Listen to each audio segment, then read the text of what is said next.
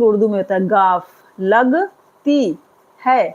देखो प्यास लगती है तो उसे पीते हैं। क्या करते हैं? पानी को पीते हैं। तो आसानी से हम यहाँ पर, ये है यहाँ पर लगा हुआ पे और ये पी ते और ये ते, पीते, ठीक है ना। तो उससे पीते हैं, तो हम यहाँ पर ए की मात्रा के लिए भी या लगाते हैं, ठीक है। ए की मात्रा के लिए या लगाते हैं और ई, ठीक है, बड़ी ई की मात्रा के लिए भी या लगाते हैं। तो क्या पढ़ेंगे? पीते हैं। तो जो बड़ी ई की मात्रा होती है हिंदी में, उसके लिए क्या लगाते हैं? या लगाते हैं, ठीक है ना। पीते हैं, तो उसे पीते हैं।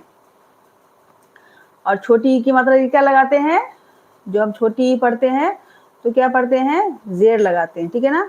और बड़ी ई की मात्रा के लिए या लगता है, और ए की मात्रा के लिए या के साथ जेर, ए की मात्रा के लिए, ए की मात्रा के लिए या के साथ जबर, ठीक है।